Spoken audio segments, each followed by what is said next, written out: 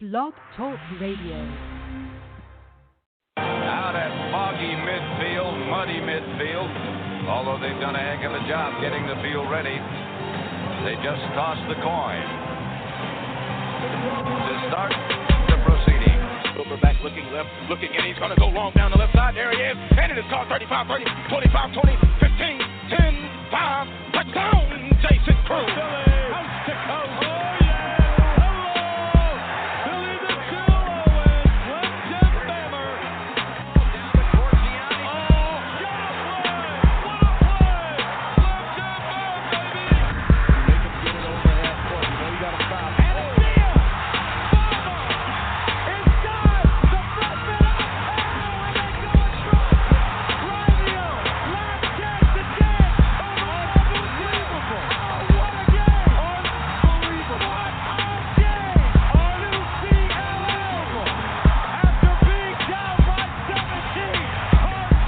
Welcome to the Nothing But Sports Show on NBS Central Radio, hosted by Jay Franchise, Yvonne Maddock, and True X the Sports Junkie, where they give the truth, the whole truth, and nothing but the truth. So help us God. What's good, baby? Welcome to Nothing But Sports Show on NBS Central Radio. Of course, I'm your host, True X the Sports Junkie, and y'all already know I'm ready to get popping. But of course, I got the homie that visited this great state of Louisiana, but now he's back in the Bay Area. He just went to Oracle Arena for Summer Jam. I'm talking about my homie, Kia. What up, homie? What's good, man?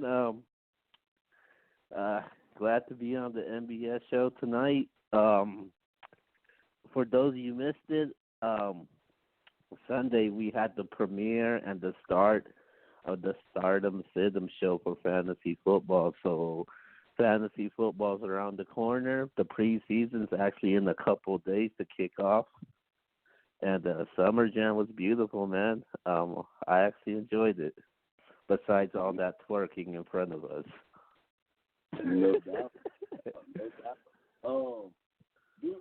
We're gonna start doing this again to everybody out there. My man Keo throughout this show, we're gonna try to get him to plug it. If you wanna call in, you wanna ask a question, feel free to call in. Keo give you the number probably later on or sometime maybe in the next few minutes. But I just want to, incorporate the people again. And we might start trying to start something new where we'll start doing Facebook Live videos for the Nothing But Sports Show. But with that being said, Keo, let's get it popping, baby. Okay, so Big Mike, hopefully he calls shortly. Jasper won't be available tonight. Yvonne, tonight was supposed to be his last week on the show because he will be in Croatia for a month, but we will be getting his predictions while he's overseas. But with that being said, I just wanted to give a quick recap of this past weekend from UFC 240. Max Holloway wins in unanimous decision. He defeats Frankie Edgar. Chris Cyborg, she was successful in her match also. She also wins in unanimous decision. So that's just a quick recap of UFC 240. The next event is 241. That was going to be huge because you got DC versus Miocic, and then you got Nate Diaz making his debut also after a long hiatus. But with that being said, we're going to move over to talk some football, man. As we today we're going to be breaking down the division in the NFC North. But we're going to go through some football topics around the NFL right now. So we're going to kick things off with Ezekiel Elliott, man. So he is still in his little contract dispute right now. He has yet to be signed or agreed to a long-term deal. He hasn't been with the team at camp. There's a lot of things going on about rumors, all these reports going on. So let's just say the Cowboys happen to not reach a deal with Zeke if the season started today, do you believe that the Cowboys can make the playoffs without Zeke? No, they need Zeke. I'm gonna call it like I call it, man. I'm not. I know. I think somebody told me I think you guys were talking about in the group today that they re-signed Alfred. What's my man name? Alfred Morris. Alfred Morris. But is that true? Yes, they did. They did bring him back for 1 year. And that's I will say that's a great pickup. But all in all, I mean, even though I like Alfred Morris, I don't think he's not Zeke, obviously. He's a good little running back. He could do some things. But I think that without Zeke, that could be a really, really, really tough situation for that ball club. They have guys in their roster that really are very unproven when it comes to the running back position outside Alfred Morris. So if you don't have Zeke there, that could be a tough situation for that offense. I think if the secondary drops back into coverage and they don't have to worry about Zeke, I think that puts a lot of stress on Dak Prescott and that wide receiving core. Even though you get Jason Witten back, Jason Witten's still an older guy. You have Amari Cooper, but we have seen, Amari Cooper show flashes of greatness, but also show, some people feel like he was a bust, and that's why Oakland traded him. So I think if they put if defenses tend to back off into coverage instead of worrying about the running game, I think that could be all bad for the Cowboys. And what can fix that? Signing Zeke. So without Zeke, I would say no, they would not make the playoffs if they not re-sign Zeke or get Zeke into camp right now, because the NFC is loaded. Loaded. I mean, you have teams like the Vikings last year. I mean, they went from being a really good team in the NFC Championship game to being really nothing. The Eagles should be better this year. You got Deshaun Jackson back. I just think that the Packers should be more healthy with Aaron Rodgers. There's so many teams. The Falcons could rebound. The 49ers should have things back, Jimmy G back. If Zeke's not playing, I think it hurts the Cowboys tremendously.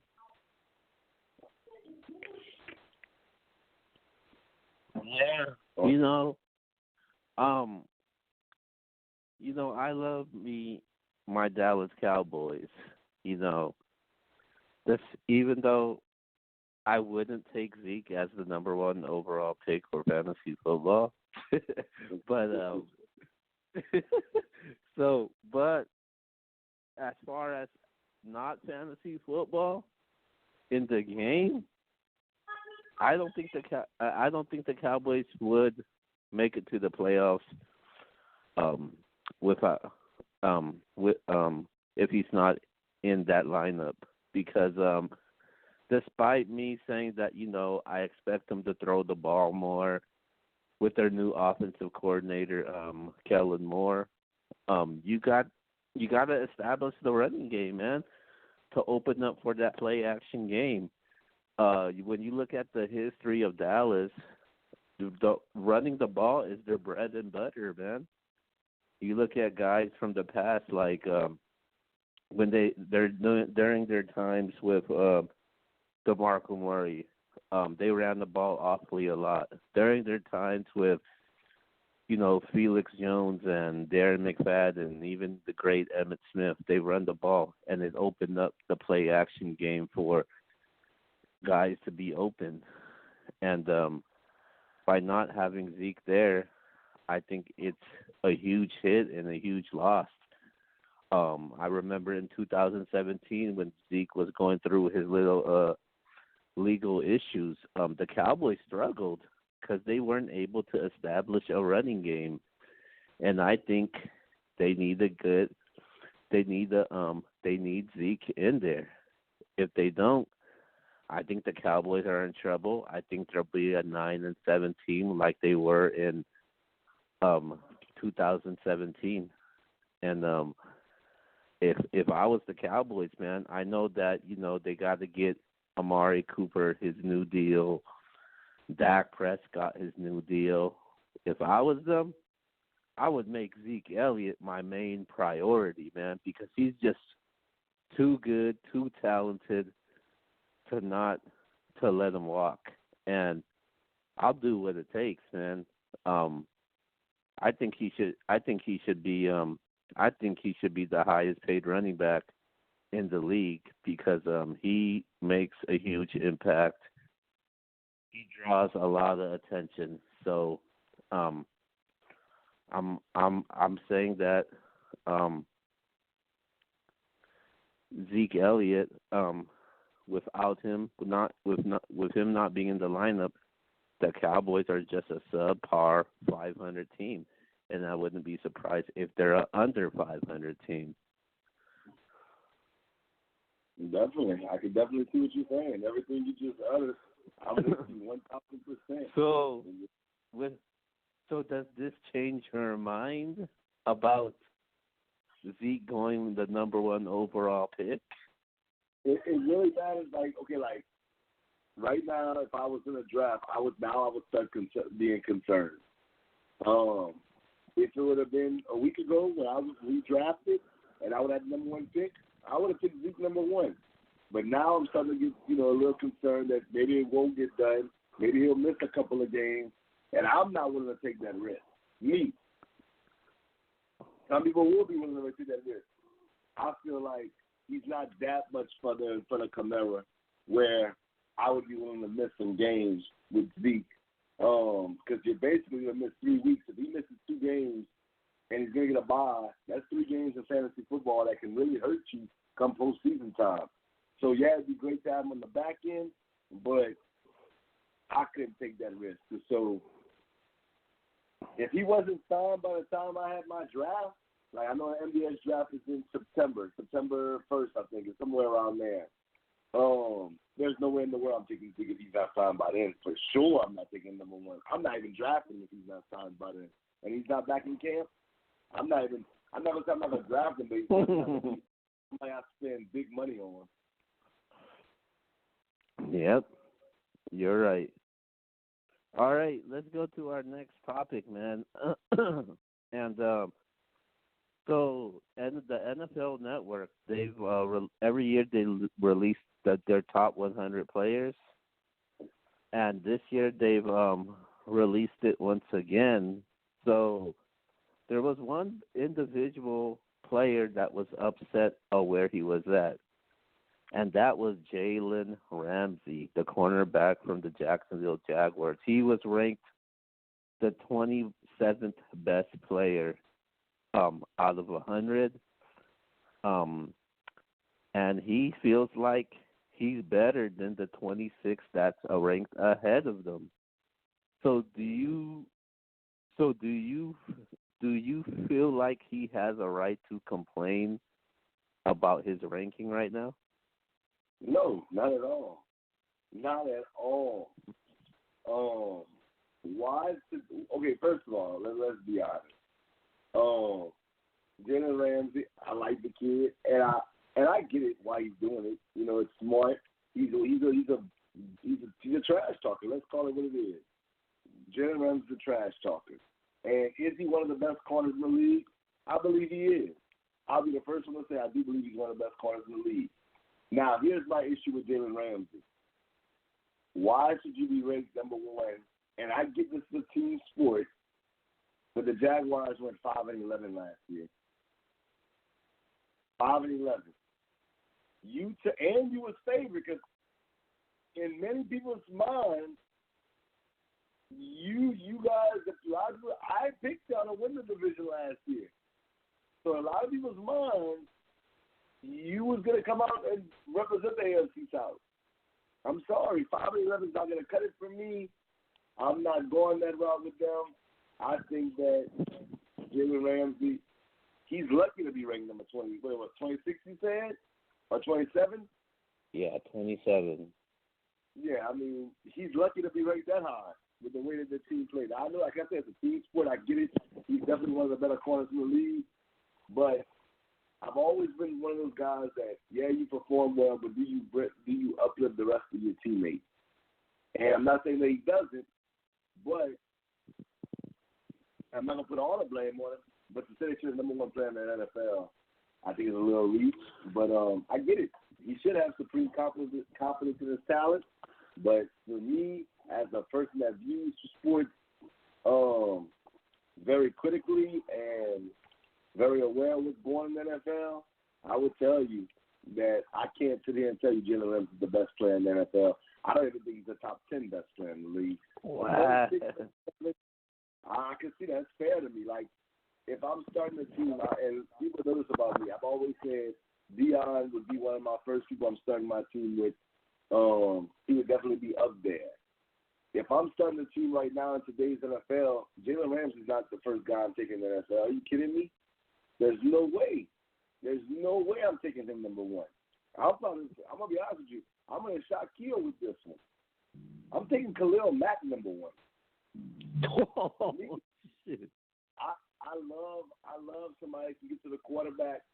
I'm not taking a quarterback. I'm not taking a running back because I feel like I can plug in somebody that can do those things. Of course, it's hard to make up a Tom Brady. I get that.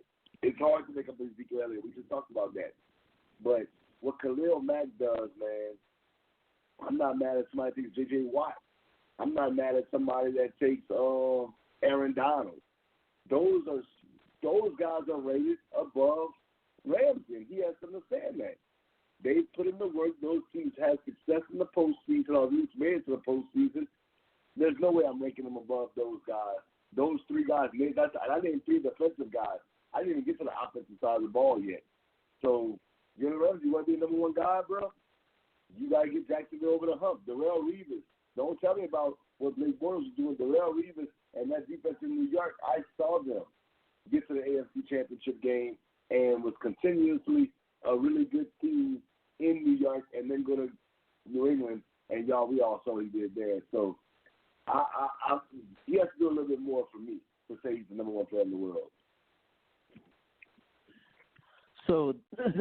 So they right now they have released 21 to 100. They haven't released the final ones yet.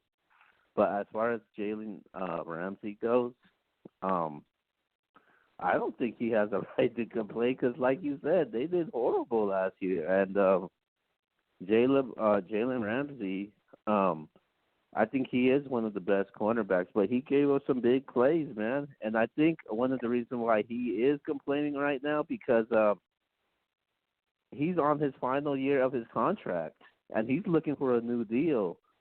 And from what I've seen from the sources from Jacksonville is that they have yet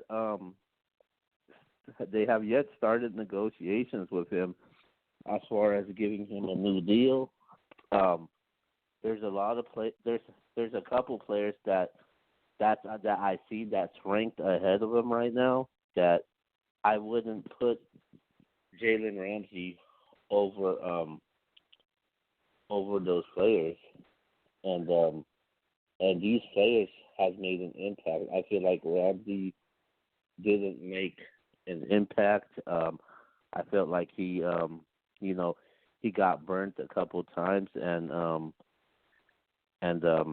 I felt like it wasn't a solid year for him. And just by me naming these players, I wouldn't put Jalen Ramsey over these players that's ranked ahead of him. So I'm going to name a couple of these players, and you tell me if you would even consider ranking Jalen Ramsey over these guys. So we got, not in particular order, these are the players that's ranked ahead of Jalen Ramsey right now. We got Darius Leonard, Russell Wilson, Travis Kelce. We'll go one by one. I would not put Darius Leonard in front of Ramsey. Okay, go ahead. 1 year, we'll do one by one. Leonard, no. 1 year, even though you led the NFL in tackles, and I know this goes back to me and Keel's debate, and we'll get to this later on with Patrick Mahomes, but we'll talk about that in a second. I'll tell you why. But I'm not going to give Darius Leonard a nod above Jalen Ramsey when he's only been in the league 1 year. And has a lot more work to prove. I mean, his year was great, but not epic. It's not epic by no proportion. But really good year. But I'm not going to put him over Jalen Ramsey. Like, if you was asking me who I would take right now, I would take Jalen Ramsey over him to start a team. Me, though. And that's Darius Leonard, right? Yes, sir. Yeah, I would take Darius Leonard. He had a huge year. He had a major impact. So, number 25, we have Russell Wilson. It's so hard to pick a quarterback over any other position. I would take Jalen Ramsey over Russell Wilson as well. No disrespect to Russell Wilson. Russell Wilson's a really good quarterback. But the Seahawks have dipped a little bit. Yeah, I know they have been a playoff team every year since he's been in the league, but he's the quarterback. He touches the ball every single play in the game. Well, offensive play anyway. And to me, I think the Seahawks are starting to show, maybe Russell Wilson. Some people have rated him as the same as Tom Brady. Like, they put him up there in the elite category. I don't think he's bad. He's a really good quarterback. So, no, I would take Jalen Ramsey over him. So, Jalen Ramsey has the argument over the first two to me. Yeah, Russell Wilson, he was ranked the 11th best player last year. This year, he dropped all the way down to 25. But I would take Russell Wilson still over Jalen Ramsey. Russell Wilson, he had a huge year last year. I didn't believe in the Seahawks, what they were able to do, but he got them into postseason play. So I would take him. Next at 24, we got another defensive player. We got Luke Kuechly. No, I would take Luke over him. Luke's been super consistent. Despite Cam Newton having injury situations, Thomas Davis having injury situations, Luke Kuechly just continues to put out great years. So, no, I agree with that. Luke Kuechly over Jalen Ramsey. Yeah, I would keep Kuechly there. I wouldn't put Ramsey over him. Kuechly, he's pretty much consistent. One of the best linebackers, and he also dropped too. He was ranked 12th last year, and he dropped all the way down to 24. Next up, we got this is your boy over here, man, LSU Pride. And he made the biggest jump out of everybody in the top 100. He was ranked 77th last year, and he moved up to 23. And I'm talking about Odell Beckham Jr. No, he's not better than Odell Beckham. Come on, man. Let's stop playing. He's not better than Odell Beckham, bro. If Odell Beckham's healthy and has his mind right, he could arguably be the best wide receiver in the NFL. No debate neither. Not saying that, there ain't no other great receivers, but Odell Beckham's in a league of his own as far as athleticism and what he brings to the table. So, no, I would definitely rank Odell Beckham over Jalen Ramsey. Yeah, Odell Beckham, he's an impact player. He made a huge jump, and he was able to get 1,000 yards for the fourth time in his career, and he still had 77 receptions, even though he only played 12 games. I think he's huge. He should be huge this year, and he gets to play next to his boy Jarvis Landry. So I wouldn't put Jalen Ramsey over him. I think Odell Beckham's right where he's at, and definitely a huge jump for him. Now we go back to defensive player, and this guy actually plays the same position as Jalen Ramsey, and this is where all the debating comes in. So he plays that cornerback. He also plays in the AFC, ranked at 22. It's Stephon Gilmore from the New England Patriots. I would take Jalen Ramsey over Stephon Gilmore. easily for me. Could you imagine if Jalen Ramsey got traded to the Patriots?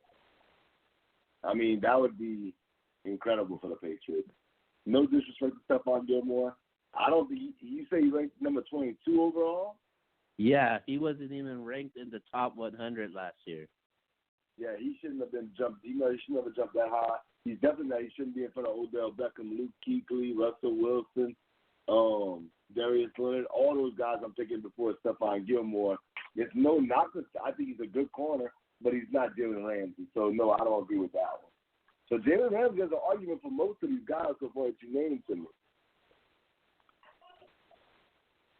Yeah, I could see why people would put Gilmore on the top like that.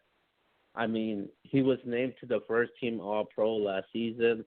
A lot of people felt like he had a good case to win a Super Bowl MVP because he was able to get he had 5 tackles and interception. He forced a fumble in that game. And he's young too, so I mean, I think that's really interesting, man. But that's where I would put Jalen Ramsey over Stephon Gilmore. If Stephon Gilmore could have an impressive season again, I'm gonna put him up there. And this is the first time the Patriots actually has had a top 100 player since Devin McCourty. And McCourty's highest was at 89. So that's interesting. Okay. So did any of those things I say would make a case for Stephon Gilmore? No. Wow. I think Stephon Gilmore should be raised behind. Stephon Gilmore is like a top 100 player, but he's not a top 50 player to me. I think that he benefits from playing in Bill Belichick's defense. Yep, you're right. All right, so we go to that's just my philosophy in that situation. Bill Belichick's a great defensive mind. It's no knock to Stephon Gilmore. I think he's a good corner. When the Patriots got him from Buffalo, I was like, that's a great pickup. But elite? No, I don't think he's that. I think he's good. All right. So the guys that you named, to me, that's above, that should be in front of Jalen Ramsey is Odell Beckham, Luke Kuechly. I can get the Russell Wilson argument, definitely. I can definitely understand that one. I think that's the only 3 that I was like clear on that. Okay, yeah, I can see it. Darius Leonard? No, I think Jalen Ramsey should be ranked above Darius Leonard. Wow. So you want to see another solid year from Darius Leonard? Yeah, I gotta see another year. And like I said, and when I was giving my statement, I know that my argument later on in the show for what I'm about to say, it's kind of like the same argument, but I'm gonna tell you why it's different when I get to that. When we talk about Patrick Mahomes. Yeah, but I gotta see another year from Darius Leonard though. Okay, that's understandable. All right, so we're gonna go to the last one because they'll have to yet to release the 1 through 20. So this is the last one, number 21, and that's Travis Kelce. Oh, that's Travis Kelce was ranked 24 last season. Now he jumped 3 spots up to 21. I mean, that's not even up to a debate. Travis Kelce could be a top 10 player to me, and I would have no argument with that. Travis Kelce's a beast, man. He's a beast. You know he's getting the ball, and you still can't stop him. I know he might benefit from Tyreek Hill. That may be true, but Travis Kelce's been a beast since Alex Smith was there. Patrick Mahomes had an outstanding year, but Kelce was a beast before Patrick Mahomes was there. So I'm not taking nothing away from Kelce. Kelce definitely belongs in that argument. This one's pretty much easy for me. I got Travis Kelce at 21. I think he should I think he should be ranked higher, at least top 15. He's been consistent, man. So when Alex Smith was there to 2016, 2017, and what he did last season, 103 receptions for 1,300 yards and 10 touchdowns. And this was his third straight 1,000-yard season. And this is the first time a tight end to do this since Greg Olsen from 2014 to 2016. And you got Kelsey and Mahomes connection once again. So I think he's going to hit those numbers once again. So I wouldn't put him anybody. Oh, I mean Jalen Ramsey over him. So Kelsey 21. All right. So let's go to our final topic before we get to our NFC North prediction. So quarterbacking, man, has been really interesting. You know, people always want to know who is the best quarterback in the league after we've seen what Mahomes did and he won MVP with his 50 touchdowns. So as of right now, is Patrick Mahomes the best quarterback in football? Now, we just talked about Darius Slay, and I had Jalen Ramsey over Darius Slay. The reason why was because of 1 year. 1 year success doesn't equivalent you, move you in front of a guy that's been a beast for the last few years, I should say. But in this case, it does. In this case right here, it does. And I know Keo don't agree, and I know a lot of my colleagues don't agree, and my friends don't agree. But Patrick Mahomes right now is the best quarterback in football. It's not to say that he's better than Tom Brady all time. He's better than Aaron Rodgers all time or Drew Brees. I'm not saying that. Obviously, those guys are better all time, definitely. But going into this season, could I see Drew Brees fall off? Absolutely. Could I see Tom Brady fall off? Absolutely. Brady didn't really show no signs, but we saw what happened with Peyton Manning 1 year. Those guys are getting up there in age, so there's no way I'm going to say that right now I'd rather go into the season with Tom Brady over Patrick Mahomes or even Drew Brees. There's no disrespect to Brady. I think Brady's the greatest quarterback of all time. You talking to a Saints fan, that's no disrespect to Drew Brees. But if you could tell me my Saints could let Brees retire this year and we have Patrick Mahomes, I would tell you, let's go, baby. Let's go. So, yes, Patrick Mahomes is the best quarterback in the league right now. He's the guy that you would want under your center, you know, at the helm of your team. And here's the reason why. Here, Yvonne asked me, why would you take him over guys like those guys or even like a young guy that I love like Andrew Luck, who's still in his 20s, I believe. But the simple fact is, this was this dude's first year ever starting. I want people to grasp this when I say this and understand what I'm saying. His first year as a starter. One of the best seasons I ever seen was from Blake Griffin in basketball. His first year starting, he won Rookie of the Year. If you remember, he sat out a whole year because he was injured. He came back and was just a beast the next year. Won the slam dunk contest, but actually had a really good year. But that team didn't go nowhere in the playoffs. This dude here had an epic season. He was the best player in the NFL by far during the regular season. This dude right here, Keel just said, 50 touchdowns to 12 interceptions.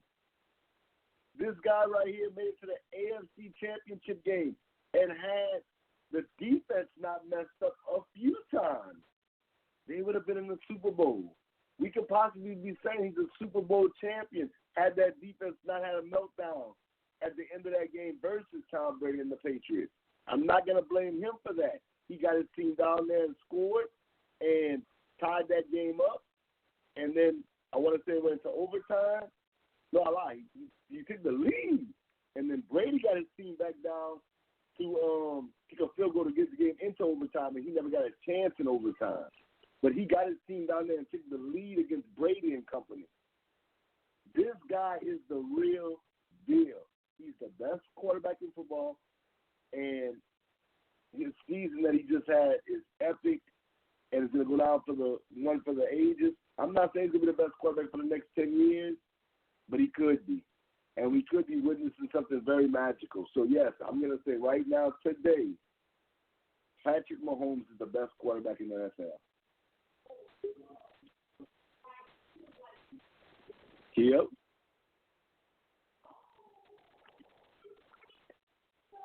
Well, this is the part of the show where I disagree with you.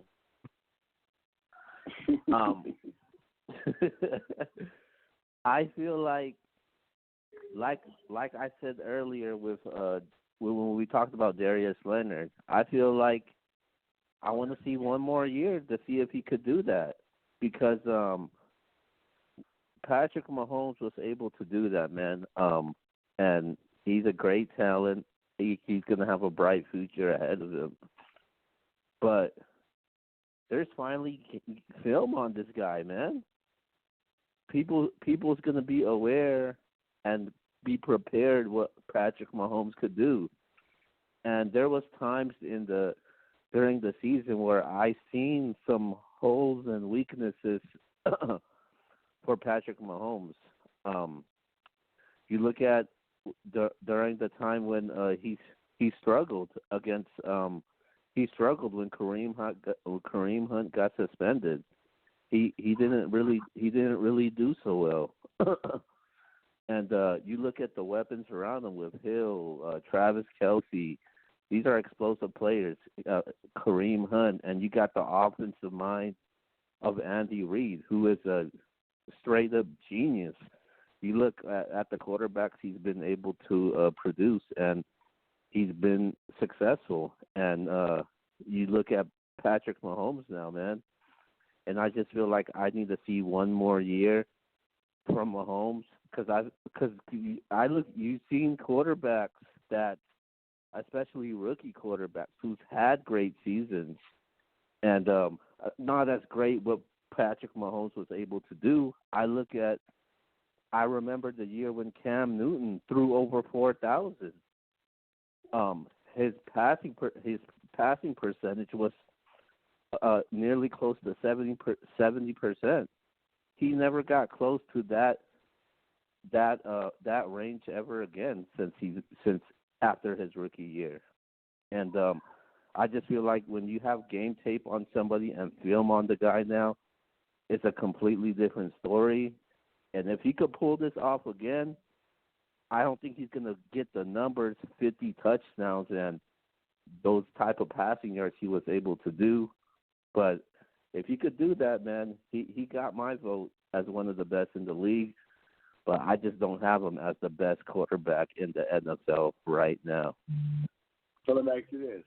Who is the best quarterback in the NFL right now? The best quarterback in the league right now? He's a bad man. I'm going with Aaron Rodgers, man. A-Rod. Why not Brady? Huh? Why not Brady? Why not Brady? Because it's not. I feel like it's not that same Tom Brady right now that we're used to seeing. Obviously, he's not falling off the cliff. I still got him as, in the top 4, top 3 range, but just not. I just can't put him over Aaron Rodgers, and I just feel like this Aaron Rodgers. I think he has a lot to prove. He's going to play with a chip on his shoulder, and he could. I think he could be as good as any quarterback right now, or even better. And we all know what he could do, man. People talk about this is the greatest arm talent that we ever seen, the most skilled quarterback that we've seen in a while. We heard all of that, and I just feel like it's still Aaron Rodgers. Okay, that's fair. I mean, I can't say it's not fair. I mean, those dudes. I understand when people say that Patrick Mahomes should not be rated number 1 quarterback, but I'm just saying for me, he would be. So this is actually my top 5 right now. I'm going Aaron Rodgers number 1. Number 2, no matter how many ways you take it, you said that this guy struggled towards the end of the season. I still think he's a top 3 quarterback. I'm going with Drew Brees. Number 3, I'm going with Brady. Number 4, that's when I put Patrick Mahomes in. And number 5, I got Andrew Luck. Okay, hold up now. Because now I got you on tape saying this now. So we had a huge debate, guys, out there tuned in, guys, girls, whoever's tuned in right now. And Keo just said that he put Patrick Mahomes over Andrew Luck. But the debate was who's better, Mahomes or Luck? And now Keo's flip-flop. Keo had Luck better than Mahomes. So, Keo, you got some explaining to do. Well, yeah, I can't deny what this guy's able to do, what he was able to do. And you know, I got Mahomes, man. I was looking what Mahomes was able to do in his first year, and what Luck did in his first year, and I just felt like Mahomes' talent. I mean, his arm, the way he commands the field. I like what I see. I didn't see that in Andrew Luck's first year when he was a rookie, and I can't. I'm not going to go back on it. And you got obviously you got me on tape, and I got Mahomes. Okay, because we have a good friend of ours that's a huge Colts fan, and he was on me because he knows how much I love Andrew Luck. Shout out to my boy Yvonne. You all know him as Mr. Box Office. He's a Colts fan. Everybody knows that. And him and Keo were like on my neck because I said I would take that Mahomes. And now Keo has done shift on Yvonne. And now it says he would take Patrick Mahomes over. And, I thought Keo was going to backtrack on what he just said, but he didn't backtrack. So shout out to Keo, man, for coming along and actually doing his research and doing his homework and looking at how great Patrick Mahomes' year was. Like, we don't realize that wasn't a great year. That was an epic year. Epic. Not great, epic. It was all time. Like, if you take Andrew Luck's best, everything, basically, that he done in his whole career, most yards, most touchdowns, Patrick Mahomes beat all that with 1 year. Better QBR, better yards, more touchdowns. And you can take Andrew Luck's best years in all these different categories, and Mahomes is still better. I'm just saying, man, last year was epic, and we're not talking about an average quarterback. Andrew Luck's an elite quarterback. So we're taking Mahomes' year from last year and measuring it up against one of the better quarterbacks in the NFL and his best years. If you add them all together, and Mahomes' year was still better, that just tells you how good Mahomes' year was. And that's all I was trying to tell you, but I'm not against Andrew Luck. I love Andrew Luck. I'm the one on this show that I caught so much heat for because I said Andrew Luck's going to be a Hall of Famer before he even played a down. Yep. So, yep, you said that. You said that when he was way before he played his final game against Oklahoma State. Exactly. So I'm not against Andrew Luck. If anything, I'm just saying that just puts in perspective how good Patrick Mahomes is. As far as Keel's list, I completely agree with his list as far as the 5 guys. No particular order, but we know who I just said is number 1. Those 5 guys are the elite of the elite in the NFL right now. So wait, you got Mahomes over A-Rod? Yes, Patrick Mahomes Wow. is number one. The question was, who is the best quarterback in the NFL right now? And my answer would be Patrick Mahomes. Over Aaron Rodgers? Number one, Patrick Mahomes. Wow. Followed by Tom Brady, followed by Drew Brees, followed by Andrew Luck. That was my top. Aaron Rodgers is tuning in, and he said, "Hey, True, watch this." And I got something for Aaron Rodgers and all his fans.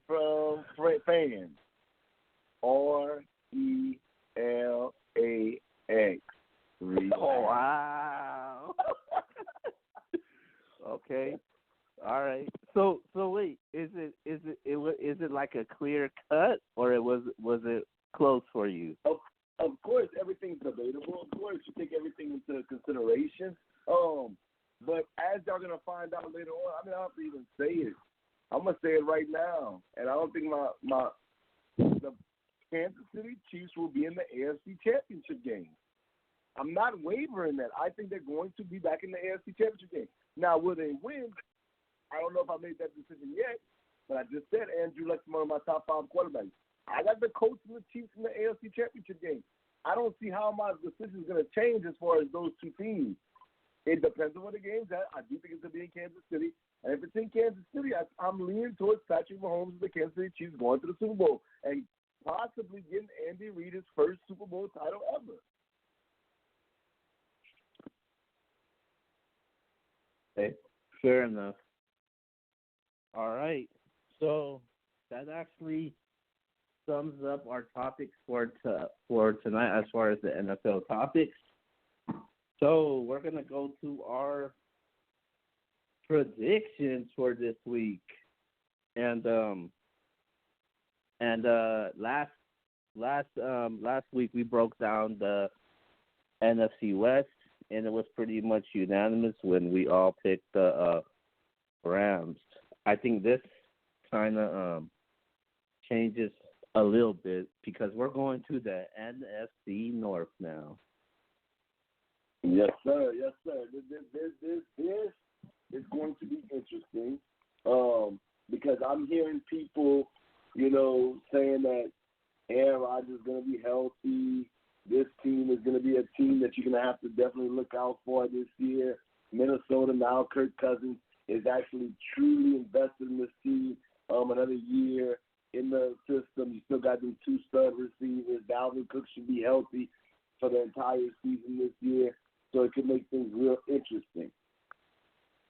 The Lions, they're the Lions, basically. They're going to be the 14. I'm going to start off with the Lions. The Lions, to me, they have a little bit more work to do to get in that company of the guys that teams that we just named. I do like their receiving core. I will say that. Their receiving core is not bad. Kenny Galladay, Marvin Jones, that's 2 really good receivers. I think they signed Danny Amendola in the offseason. I'm not completely sure about that, but I do think that's what happened. Yes, you're correct about that. They did sign Amendola. So now you add that 3-headed monster because I think that's a good fit for them. When you look at their team, you got a guy, Kenny Galladay, that's a big receiver, big, tall guy that can, cause matchup problems for people. And then you bring in a guy like Marvin Jones, who's more of that, I can get up the field, speedster, but still athletically, very gifted that can make some plays. And then you have Danny Amendola that's in the slot that can actually do a lot of good things. I love their draft pick, T.J. Hawkinson. Thought that was a really good pick. I actually thought he would get drafted lower. But they took what I said in fantasy football and said I would take Travis Kelce, number 1, if the right situation presented itself. And they took a tight end in the first round, early in the first round. So shout out to them for taking T.J. Hawkinson and then going out and signing Jesse James, who I think is a good tight end, where they can go 2 tight end sets from the Pittsburgh Steelers. So I like their offense. I think they could do some things. My question mark is, no matter what, I know they got C.J. Anderson and they got Kerryon Johnson. I don't know about their running game. Kerryon Johnson he showed some spark. I'll be the first one to tell y'all. He showed some spark here and there. He seemed like he could be the bell cow. But when you go get C.J. Anderson, that makes me think to myself that you don't fully believe in Kerryon Johnson yet.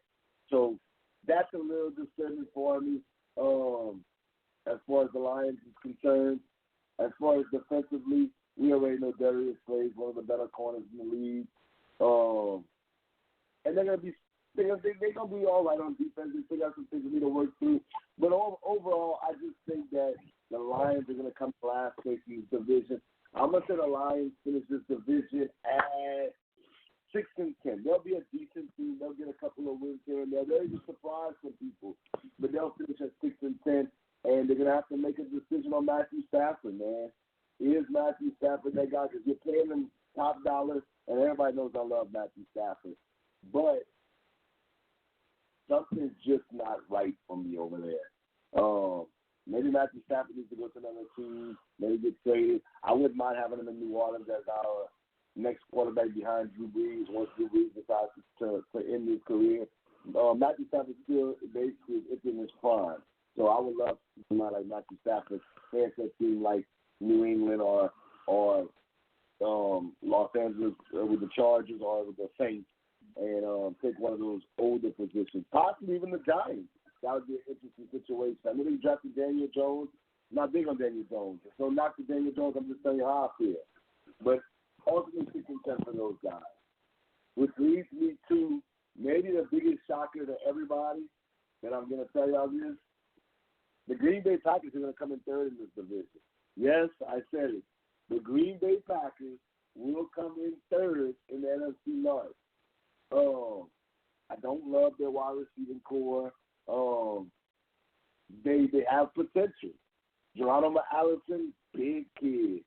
Marquise Van Skettling, big kid. Devontae Adams, we know what he did last year. But is Aaron Rodgers truly going to trust these guys?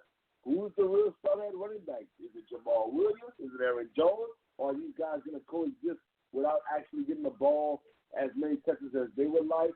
Is the defense really as good as people, hope that they're going to be this good this year? Blake Martinez is a solid linebacker, but ultimately, I think that the Packers start falling off, and I think that especially with their new head coach, I think that they're going to fall to 9-7. They'll miss the playoffs, and they will be on the outside looking in, which leads me to the number 2 team in the division, and that is a team that's going to rebound. Yes, rebound from a season that was rough for them last year, and that's the Minnesota Vikings. Kirk Cousins, I think one more year in this situation, he got too many good weapons. If he doesn't do it this year, they're going to get rid of him. You heard it here first. He is the guy that's on the biggest hot seat in the division to me, even more so than Matthew Stafford. And I just told you Matthew Stafford could be gone. But Kirk Cousins, this team does not make the playoffs this year. I think they get rid of him. I truly think they get rid of him and go in a different direction. But he has the talent. We already know. Thielen, Diggs, Rudolph, Dalvin Cook. Dalvin Cook could be the breakout star in this division. Take his game to the next level. I really like this team, but I'm going with this team for 10-6, and I do think they make the postseason. I do have the Minnesota Vikings in the postseason this year, or at least fighting for that 6th spot. But here's my number 1 team. I know it comes as no surprise to my good friend from California, Keo, and that is the Chicago Bears, the Monsters of the Midway. Loaded. 13-3 this year, 12-4 at worst. They're going to annihilate the competition. Allen Robinson returns back to form. Taylor Gabriel is a nice little receiver. Anthony Miller, we saw what happened with him. You got Cordell Patterson returning kickoffs. You drafted Ridley Riley. I am telling y'all, this team is dangerous. David Montgomery, you might want to not sleep on him. Tariq Cohen, they got playmakers. And then we got to go back to Mitchell Trubisky. Man, he got him down. to hit the game-winning field goal, and their kicker missed. That's not on Mitchell Trubisky. Well, you know what else I like about this team, and nobody talks about this? Their backup quarterback, Chase Daniels. A lot of times you need luck or you need somebody good depth. If Trubisky misses a couple of games, Chase Daniels can fill in quite well for this team. I really like the Bears, and I didn't even bring in the defense yet. I mean, I told you who I would take number one overall. Khalil Mack, number one overall in the Roquan Smith, Danny Trevathan, Leonard Floyd. Come on, man. Kyle Fuller, HaHa Clinton Dix, Eddie Jackson, Prince Akamara. Come on, man. Buster Shrine. This team is loaded. Hakeem Hicks, Eddie Goldman. Come on, man. This team is loaded. I think they're going to be the best team in the NFC. Number one overall team comes time. I got the Chicago Bears winning this division. Well, you ain't going to like what I'm about to say right now. So I'll start off with the team in last place, the Detroit Lions. I think they'll have a better season, but not enough to put them on the top in the NFC North. I felt like the Lions, they made moves. They got Trey Flowers. Were able to get T.J. Hawkinson, but I don't think it was enough. I don't think the offense it jumps out to me, and I don't think that defense compares to the rest of the NFC North. I mean, they got Flowers, Darius Slade, Damon Harrison, Justin Coleman. But I think those four players, they got to be a unit. I mean, they're good individual players, great names, but they got to be a unit. They got to win as a team. But if the Lions weren't in the NFC North, they could possibly, be successful in certain divisions. And, the offense doesn't jump off like that, man. I just look at it as an average offense. You got Stafford in there. Golladay and Marvin Jones. That's decent receivers. Kerryon Johnson. They added, Jesse James and Amendola. That's not exactly dangerous to me, and I feel like it's not going to be enough. The NFC North is going to be fun to watch, man. It's going to be an exciting division this year. But between those teams, I like the Bears and the Packers and the Vikings. The Lions going to be on the bottom of the division. So this is my surprise. So you got the Packers in third, but you're gonna be upset and you're not gonna like what I say because I got the Chicago Bears taking a major step back. What? Yeah, man. I got this team finishing third. I got this team missing the playoffs. I'm actually drinking my Evermore water right now. Shout out to Evermore right now. You want my favorite water? A case of water on this? Are you kidding me? The third place team? Oh yeah. Third place? We could wager whatever you want on this one.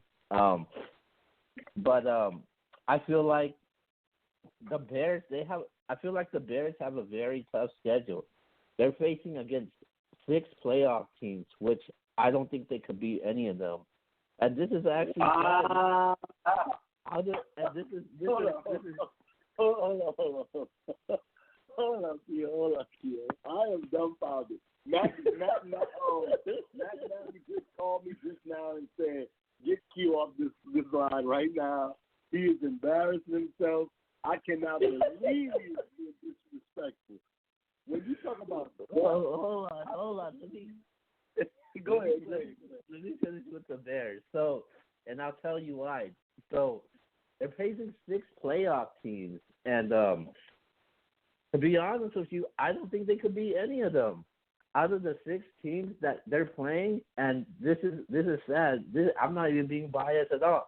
The team that they could beat is the Dallas Cowboys because I feel like the Bears would benefit in that Chicago type of weather game.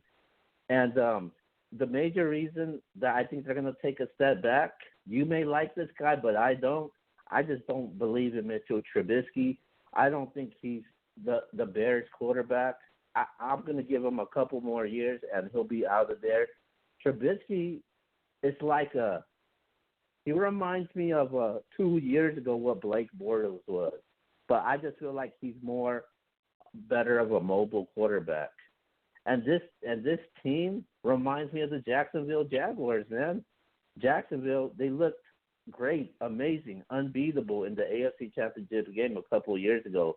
But the next season, they were just awful. They didn't get it together. And I think the Bears going to take that same approach. I think this team is still good. But I think this team is still good, but I just think they're going to take a step back.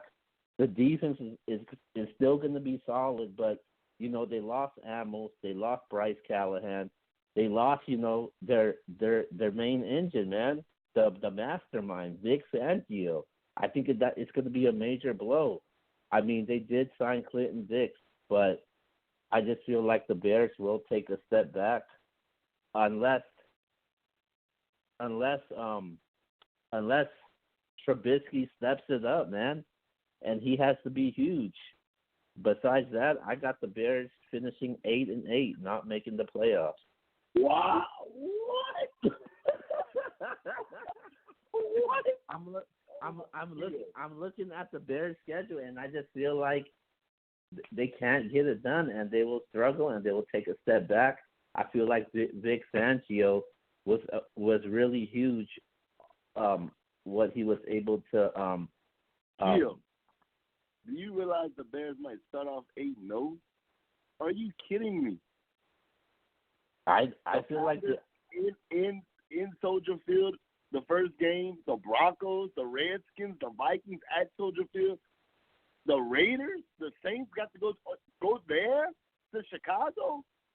It'd be one thing if we got them in the Dome in Chicago. The Chargers got to go to Chicago. The one game in the first 8 that I would kind of be like, okay, the Bears could lose to the Eagles. I'm favoring the Bears in the first 7 out of 8 games. And I didn't even go down. Yeah, man. I don't have it the way you have it. I could see I could definitely see the Saints beating them.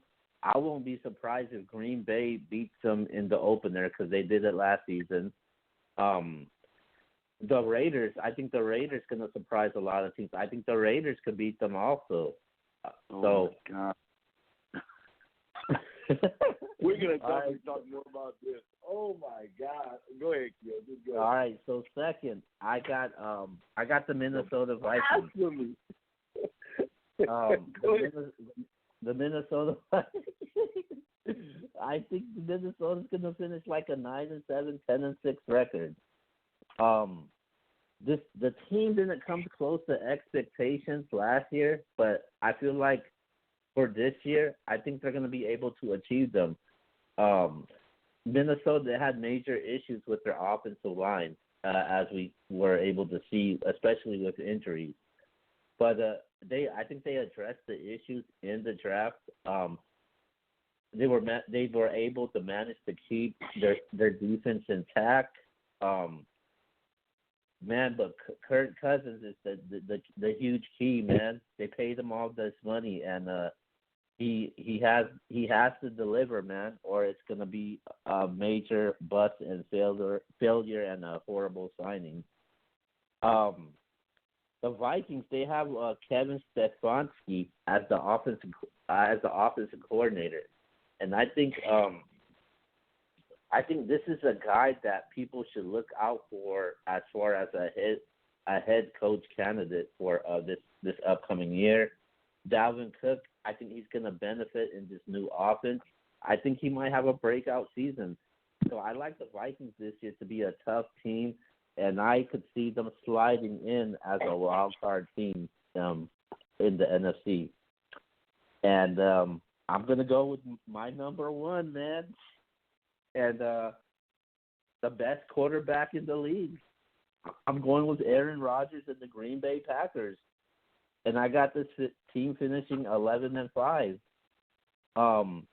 The Packers, you got to give them credit, man. They made a lot of off-season moves, and I think it's gonna pay dividends. They were able to get Preston Smith, Cedarius Smith.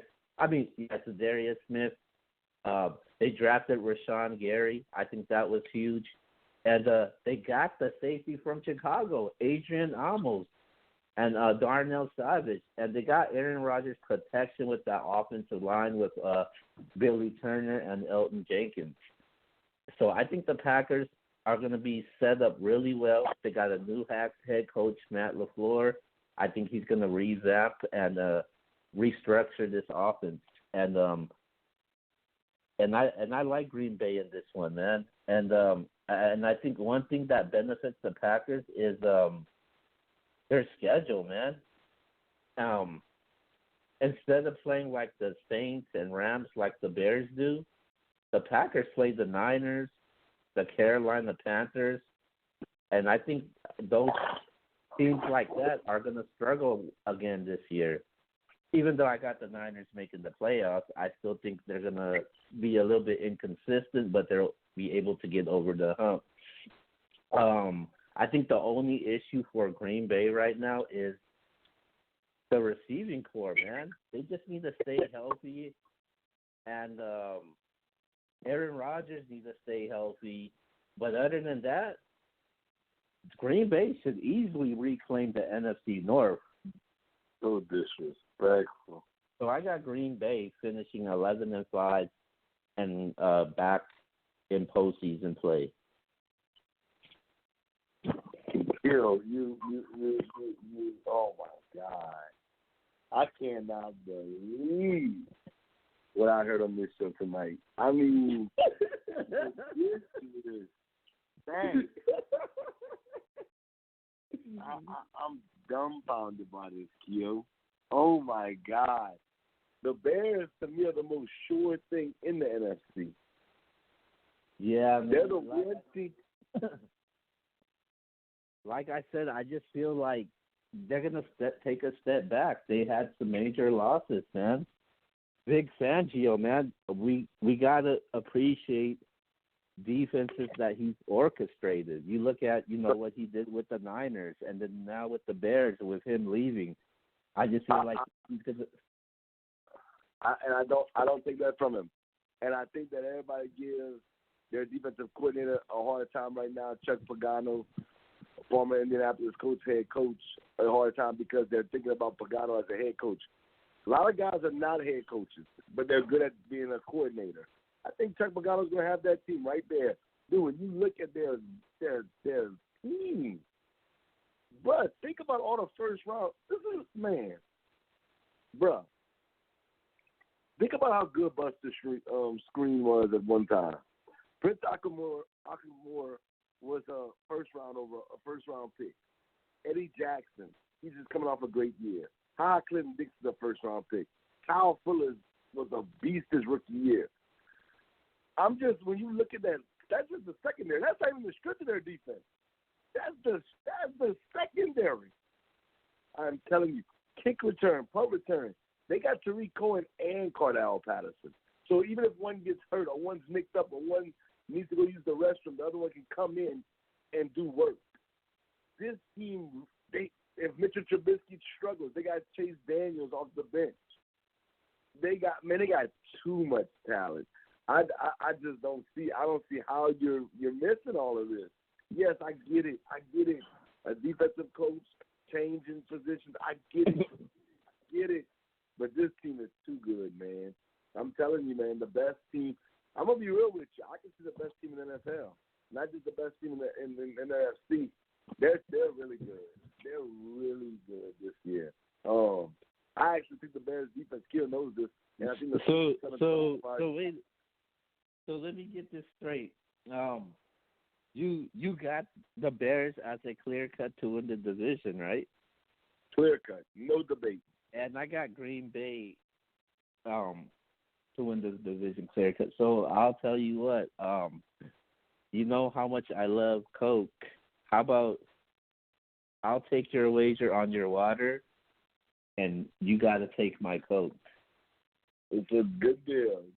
All right, it's a deal. All right.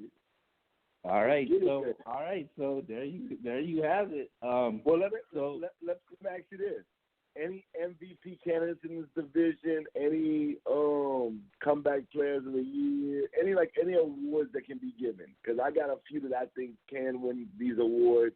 Obviously, I think Khalil Mack's going to win the Defensive Player of the Year award this year. I think he represents. I can see that. All right, yeah. I think Khalil Mack was Defensive Player of the Year. I think Trubisky will be in the running for the MVP. I'm not going to say he's the MVP yet. I'm still hesitant towards that. But, yeah, I'm going to say he's in the running. But, yeah, Khalil Mack's going to win Defensive Player of the Year this year. I could see Rashawn Gary winning Defensive Rookie of the Year, and Matt LaFleur possibly a huge candidate for a Coach of the Year. Okay, and I also like David Montgomery as maybe Offensive Rookie of the Year. I forgot about him. All right, man. I love the Bears. When I tell you I love the Bears this year, oh, man, I could be totally wrong here. I'm going to take my lick, but when I tell you I think they're that good, they're that good to me, man. As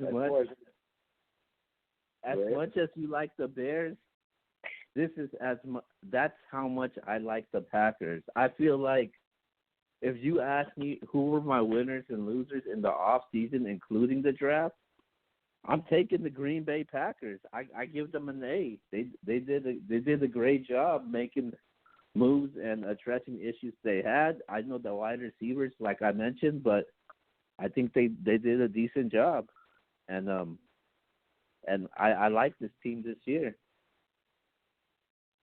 Wow. Okay. All right. So two different ends of the spectrum right here, my brother. You're on two different ends on this one. Clinton Dix is ready to play his former team. Woo-hoo! and so is Mr. Amos. Woo-hoo! Oh. All right, so every year we normally post our little graphic, our prediction winners. So once we finish with breaking down all the divisions and the MVPs and all that, we'll finally release that. I'll get the predictions from the guys that missed the show tonight. With that being said, next week we're going to see how biased True and Jasper is, because we're going to the NFC South, baby. Woohoo! That's right. I'm not going to be biased. I just tell you the best team in the NFC was. So obviously I ain't going to be biased. All right, so we're going to go to our final topic for tonight. So we just finished breaking down the NFC North. We're going to hit the college football because last week we broke down the Big 12, and it was pretty interesting with everybody's picks. So tonight we're going to SEC country, and our predictions start now. All right, well, I live in SEC country, baby. Shout out to LSU. Me and Keo was running routes on LSU's field. Let's go, baby. He was running these routes. Let me be honest with y'all, man. I'm going to just be completely honest with y'all. We can sit here and try to debate this. And we can try to see who's what and who's going to do what this season. But ultimately, y'all be quiet. I'm sorry, I have some noise in the background. I do apologize to y'all for that. But, what's it called? This is a two-man race. Let's be honest. We can sit here and try to debate it a whole bunch of ways. It's a two-man race. It's the Georgia Bulldogs, led by Kirby Smart, and the Alabama Crimson Tide, led by legendary coach Nick Saban. That's what it comes down to. Who's going to win the SEC? So right there, I just told you who's going to win the SEC East, and I told you who's going to win the SEC West, in my opinion. Now, let's go back a little bit before I get into that.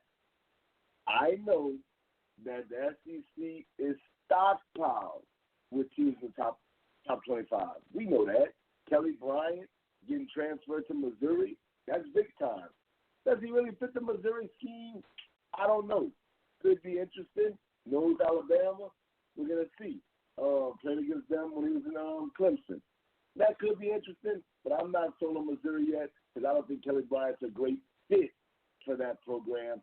I think he should have chose somewhere else, but that's just my opinion. That brings me to our Auburn Tigers. We know that they're up and down. We know this Gus Malzahn might be on the hottest seat in the SEC. He has to win. He has to win. If he doesn't win this year, I think that, and I'm not saying he has to win, go to the playoffs or anything like that, but get a big-time win again against Alabama. Have a winning record. Beat LSU. That's going to be big for Auburn. I just don't think Auburn is ready just quite yet to take over that throne in the SEC West, which leads me to the Texas A&M Aggies, led by Jimbo Fisher. Let me tell you, man, number 11 in the country going into the regular season, I just think that they have a brutal schedule. Brutal schedule. I don't see how they get out of this alive. They got Clemson, a road game? That's not going to be pretty. Georgia on the road and LSU on the road.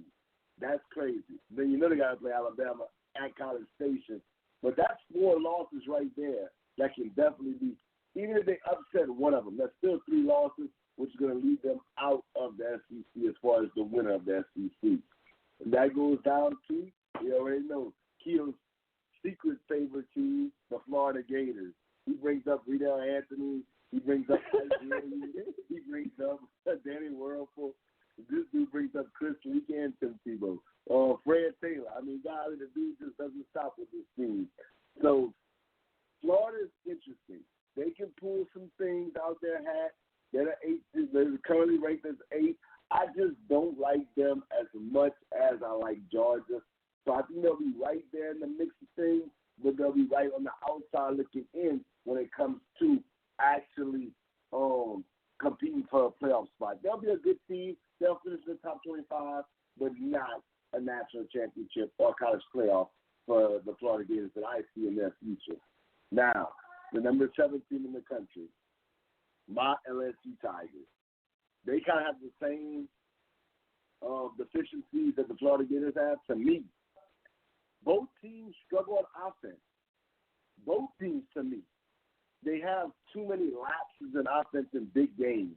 When they're in big games against teams like Alabama, they can't score because the offense is just not good enough. So until I see some raise in the offensive play for both of these teams, they'll both be on the outside looking in. Which brings me to the 2 top teams to me in the SEC, no debating, the Georgia Bulldogs and the Alabama Crimson Tide, who I told you at the beginning of my whole soliloquy that they're going to be the winners of their division. Georgia's going to win the East. Alabama's going to win the West. Jake Fromm comes back for Georgia. 13 starters for Georgia come back. I like Georgia. I'm going to tell y'all right now, man, Mr. Swift is a Heisman candidate. Jake Fromm is a Heisman candidate. Last year on this show, I picked Georgia to beat Clemson in the national championship game. That's how high I was on Georgia last season. I'm still high on them this season, which is why I'm going to take the Georgia Bulldogs to beat the Alabama Crimson Tide in the SEC championship game and ultimately win the SEC championship. I'm going with Georgia. Like I told y'all, it's no knocks to Alabama. We know what Alabama brings to the table. Wow. Alabama's loaded. People are going to tell you all the time that they have the best coach in the world. They got Jerry Jeudy. We already know about these guys. Tagovailoa, Harris, Najee Harris. They got talent. We know what they're going to bring to the table. And I didn't even name the people on the defense. We already know what they're going to do. But at the end of the day, Tua, to me, just showed signs in that national championship game that just had me pause for a second and say, is this guy Matt Leinart? And people might be like, wait, Matt Leinart was great in college. And he was. But Matt Leinart, I never felt like was going to be a superstar in the NFL. And Tua might have hit his prime a little bit earlier, or hit his height a little early, his height machine a little early before Matt Leinart ever hit it. Matt Leinart didn't hit it until he was a junior and senior. But to me, Tua hit it his freshman year, and people hyped him up, and now Clemson brought him back down to reality with that 44-16 smacking last year in the national championship game. That I have cause for concern. So I'm going with Jake Fromm, DeAndre Swift, Kirby Smart, and the Georgia Bulldogs to win the SEC this year, Keo. Okay, all right. All right, so Missouri, I like the transfer with Kelly Bryant, but they're ineligible due to NCAA infractions, so they won't be able to play for the postseason. I think a team that could surprise people, and this is my dark horse team. That's Auburn. I think Auburn was a huge disappointment last season. We knew that Auburn they started the season last season in the top 10. They finished 8-5. They lost to teams like Alabama, Georgia, Mississippi State, LSU, and Tennessee. But they won. They won 8 or fewer games in 4 out of the 6 seasons under Gus Malzahn, and he gets back to calling the plays now. So I think that's going to be huge. They no longer have Jarrett Stidham no more. They're going to start a freshman quarterback. We don't know who it's going to be. Either it's going to be Bo Nix or Joey Gateway. Another concern is their offensive line. They have no experience over there, but they got a lot of skilled players over there, man. Guys like Derek Brown. They got the defensive lineman. I think they got one of the best defensive line in the SEC.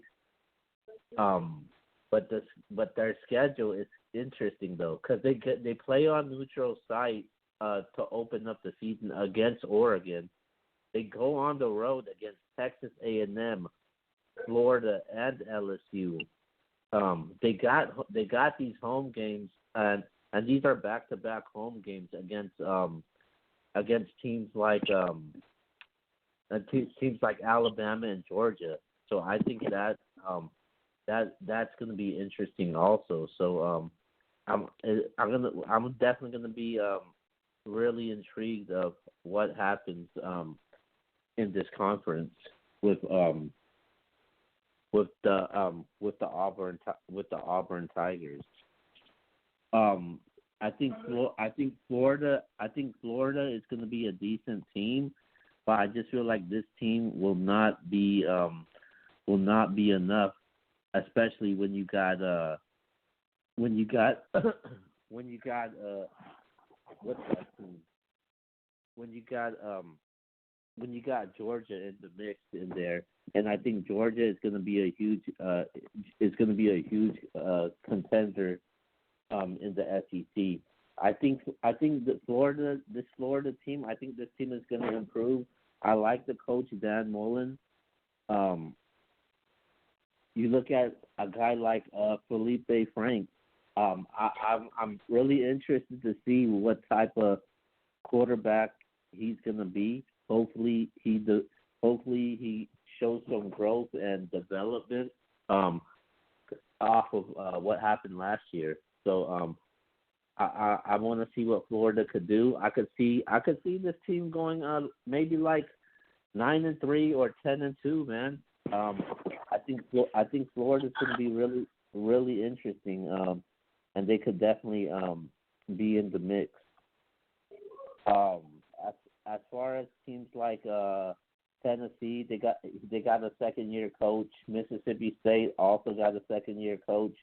I think they're going to struggle in the SEC also. True mentioned about Texas A&M, man. Texas A&M, they got they got one of the toughest schedules that I could think of, man, because they play at Clemson, then they host Alabama on October 12th. They got back-to-back road trips against Georgia and LSU. And this is I think this offense is going to do, they're going to improve with the quarterback Kelly Mond. They got a great supporting cast, especially with the receiving core. I like their running back with Trayvon Williams. I think the defense, they need to step up because that defense struggled last season.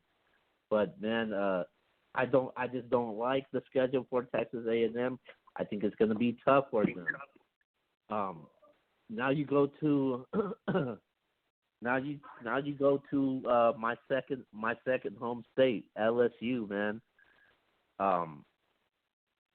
LSU, they returned 8 starters on defense. I think they're going to be one of the best defenses in the SEC. Yeah, man. The quarterback, Joe Burrow, he had a solid season last season. They get back one of the top receiving corps in the nation. I like Justin Jefferson. They got the freshman. Huh? I said we know you do. Yeah, I think he's one of the best in the nation. And they look out for freshman John Emery, man. I think he's a beast. Yeah, I think he's a 1-2 punch with Edward Salar. And their new offensive coordinator, man, Joe Brady. I think he's gonna do a solid job with them. I think they're gonna throw the ball more, and they're gonna light it up more. And I just feel like this is gonna be a different LSU offense that we're accustomed to seeing. And I think people is gonna enjoy it, man. People, when you look at LSU, think about the defense and them establishing the running game and their quarterback managing the game. That's what I look when it comes to with LSU. Now it comes down to the SEC, man. It comes down to these two teams, Alabama and Georgia. And there's no way you could go back from this one because you look at the top two quarterbacks in this conference. You look at Tua, Alabama's high-powered offense, nasty receiving core with Jalen Waddle, and I think he's probably one of the best receivers in the nation, Jerry Jeudy. I think those are nasty's 1-2 punch. I think the offensive line, they're really building that offensive line. Hopefully they improve, and they got a new play caller, man. And it kind of scares me because it's Sarkisian. So and with Alabama, they're gonna have holes in front, especially that middle linebacker. They do get back Trayvon Diggs and Terrell Lewis, so I think that's gonna definitely improve for Alabama. But you look at Georgia, though, man. Georgia, I didn't realize they're returning that many starters. Georgia is returning 13 starters from last season, and their recruiting class is top level talent, man. I think Jake Fromm is gonna be a top candidate to win the Heisman. They got one of the top offensive lines in the league. I think DeAndre Swift should be huge. should be huge this this upcoming season. And the defense is definitely loaded right now, man. On not just in their front seven, but their secondary also. So Georgia and Alabama, it's gonna come down to these two teams.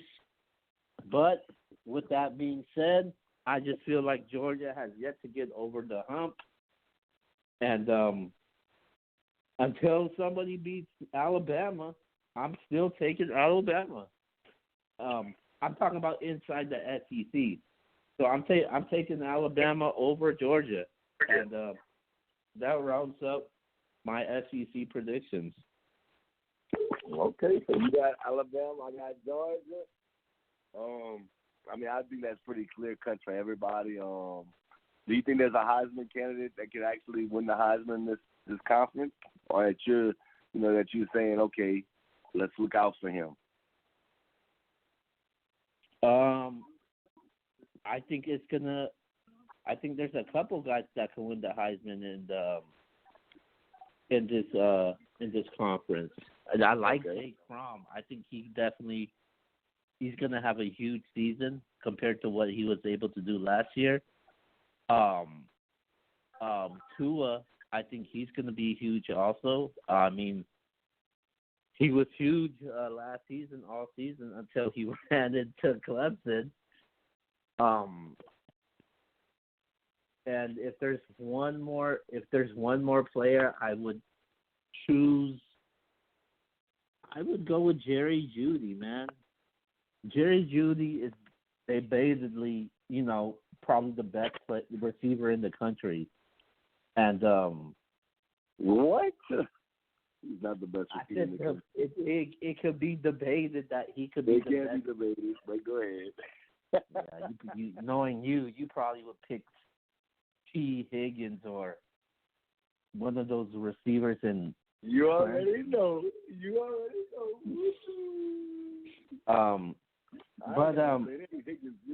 I think right now he's the front runner to win the Biletnikoff right now. Yeah. But because they're not going to double this guy every single play because they got to pick their poison, and I think Jalen Waddle's really talented also. So I think he can make a huge and great case to win, to be nominated and go to New York for Heisman. But I don't think he's gonna win it. But those are my top three right now for Heisman in the SEC. Okay, so my top three in the SEC for the Heisman is Jake Fromm, number one. I think that he can win it. DeAndre Swift. And then I'm going to put Tua there, but I'm not confident in that. I really think that he's going to struggle this year. For whatever reason, I just think that he's not going to be what everybody's expected. I don't think he's going to be a first-round draft pick when he comes out, like everybody thinks. I think he's going to hurt himself in this process after this season. He's going to drop. So, yeah, I think that it will not be him, but I'll put him third because he does for the Crimson Tide. He doesn't have to do much to win the Heisman because you play for the Crimson Tide, it's loaded. But the best receiver in football, college football, is the sophomore down there in Clemson, baby. Justin Ross. Oh, my God. And it's not even debatable. When you talk, like, I'm gonna use one of my favorites, or one of my best friends, I should say. One of my best friends once told me, when you talk about box office, when you talk about having tangibles, when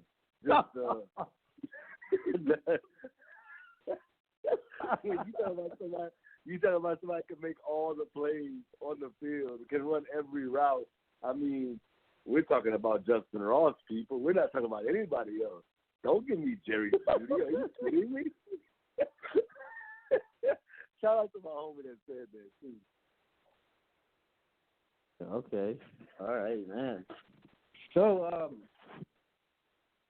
before we wrap it up, I just want to I have a few questions before we before we wrap it up. So is there a sleeper team that people should look out for in the SEC? Who would it be? A&M. Wow, despite that tough schedule? Yeah, that's what I was going to tell you. I think that's what hurts them is that schedule, but that can also be the thing that helps them. If they beat Clemson, do you know the recognition that they're going to get off of that win? If they can, let's say they even lose to Clemson, but they make it competitive. And let's say they beat LSU and they beat Georgia, or they lose to one of those teams early on, but double back and beat Alabama at College Station. I'm just here to tell you, man, A&M has the schedule to get back into the thick of things despite losing to Clemson and despite having one loss in SEC, because they can literally lose to Alabama or lose to LSU and still win the SEC and have 2 losses. So I'm not going to doubt Jimbo Fisher. And my man named, I wanted to talk about this kid, but his name's not just popping up in my head right now. I can see him, the quarterback from A&M. I like the little kid. If you have his name, you just spit it out. But I can't think of his name off the top of my head. But I like that kid. I think that he played valuable minutes last year. He had a learning curve. I think that the A&M team, the Aggies, can pull some things off this year and possibly be that team that actually come out the SEC as a sleeper. I don't consider this team a sleeper, but a team that can come out of the SEC. I would bring up South Carolina, but a team that would actually come out the SEC and actually I think they could win it. I like LSU, man. Wow. LSU, man, they got a lot of talent over there. I think a linebacker they have named Chason or Chison. Yeah. He plays linebacker for LSU. I think he could have a breakout year. LSU, they got some freshmen that could make some noise. I'm gonna start off with the cornerback from LSU, Derek Stingley Jr. I think he can make a lot of noise. A lot of people already know him. Huh? I said absolutely, he could. No doubt about it. And people already know about John Emery also. So I think he could be huge also. And you didn't even name their best player on their team, Grant Delpit. I mean, we know he's the best player. He's arguably the best safety in football. I mean, college football, and could be a very high draft pick come the NFL draft. Delpit. I think he's the best defensive player in the SEC. Oh, okay. I think when you look at the 2 best safeties in the SEC, it's between Delpit and a guy in Georgia named J.R. Reed.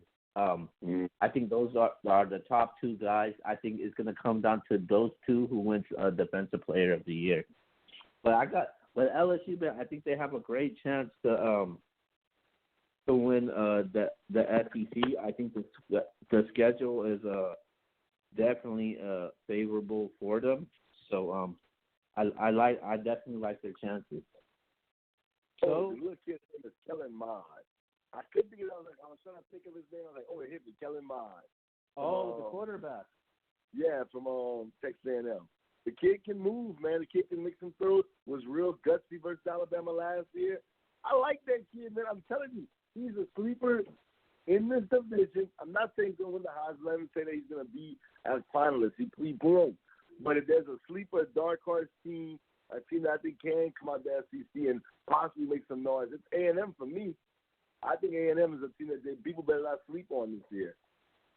So one last question. Kelly Mond, man. When you compare him to the past Texas A&M quarterbacks, where would you put him at? He don't have the magic Johnny Manziel had. I mean, let's be honest. Is he better than Tannehill? he's different. Oh. You have to feel me on this. He's different. Tannehill to me was a big, athletic kid that played receiver that they switched to quarterback, and he gave people trouble because he was such a big kid. But Kellen Mond, man, I think that he's more built for college football than Tannehill was. I like Mond, but I think he's gutsy. I think he's somebody that can, make the plays that's necessary to win college football, whether with his feet or with his arm. I'm just saying. I'm not saying they're going to. I just told y'all, Georgia's going to win the SEC. Alabama's going to win the West. But if there was a team that I thought can come out and shake some things up, I'm going with A&M because I think they have the coach to do it. If you're going to say, okay, when you look at the SEC, if we're talking about who's the best coaches in the SEC, Nick Saban's going to be the first name that you spew out your mouth, but the second name better be Jimbo Fisher. It better be Jimbo Fisher. I mean, it doesn't matter who else. I know Kirby Smart's a great coach. I'm not sitting here saying he's not, but he's never won anything. Jimbo has. And I'm just saying, this team is dangerous. Don't just sleep on A&M. A&M can come back to reality this year. I think they're going to lose to Clemson, but if they can make it a close game and gain some confidence, let's just say they lose to Clemson on Clemson hitting the game-winning field goal and breaks their hearts, or something of that dramatic happens, I think that can set the tone for the rest of the year. I'll tell you this. We're going to be doing this show. We're going to be doing Let's Talk About It. That's a new show me and Q is going to do on Facebook Live. I got sports briefs. After the Clemson game against A&M, I'm going to tell you how good A&M is going to be after that game. I will tell you they're no longer a dark horse and they've arrived. Wow. I see. That game is going to mean everything to me. Once I see what happens in that game, I'll tell you if they're legit or not. If they get mollywopped, I'm going to say, oh, no, they're not there. He's still a year away. Kellen Mond is not that guy. Did just yet. He's still got another year after this year. So let's just see. But I do like A&M, though. I do. I think their schedule just was too tough to overcome. If they didn't have the schedule they had, I would probably give them a chance at, competing with Alabama. Not saying winning the West, but at least being right there. I like them more than I like LSU. Yeah, and if you remember, they beat LSU last year in one of the wildest games in college football. Yeah, they did. Yeah, man, I'm just not on Texas A&M. That schedule is just ridiculous. It is. It's a gauntlet, man. I remember last year when we did the show, we were talking about can LSU run through that gauntlet, and they nearly did. And I just feel like, this is Texas A&M, and I just feel like they can't run through this gauntlet. And it's going to be a tough, long season for them. Okay. Well, we'll see. All right, so this actually wraps up tonight's show. And damn, we nearly took the whole 2 hours with just two of us. Imagine if Yvonne and Big Mike was on. Well, to be honest with you, I had my stuff what I was going to talk about initially. When we broke down the conferences, I wouldn't have took as long especially with the NFC North, had those guys been on. But I felt like just being us two, I felt like I could get more in depth, give you a little bit more names, give you a little bit more insight to why I believe what I believe. But I miss the guys. I wish they were here tonight. But I also kind of like the fact that I got to go a little bit more in depth than we normally do, as far as our individual comments that we get to put out on the show. Yo, definitely. All right, so it's time to wrap up tonight's show, and I'll do the shout out. So, shout out to Jasper, Ray, Marlon. I know them two. They're planning to bring the sports block back. I honestly don't know when. Big Mike, and Yvonne, man. Yvonne, like I said, definitely gonna miss his presence on the show. he's going to be gone for nearly an entire month. But he'll be back. He'll be back soon. So a shout out to Ivan, and I hope he enjoys Croatia and have a safe flight there and coming back home. And shout out to True, man.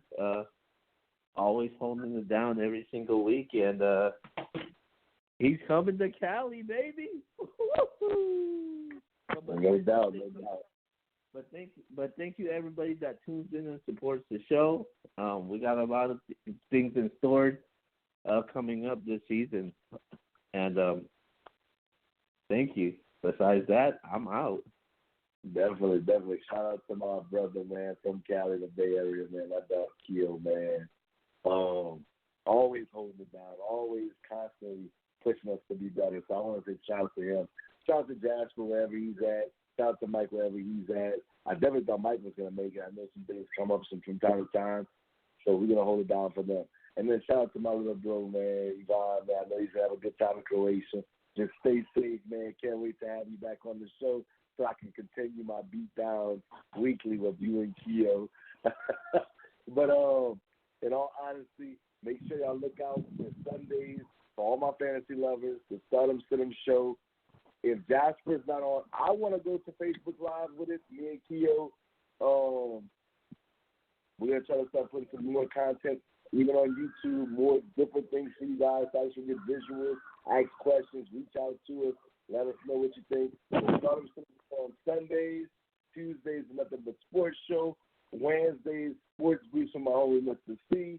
And then, of course, me and Keo's working on this new show, man. Let's talk about it.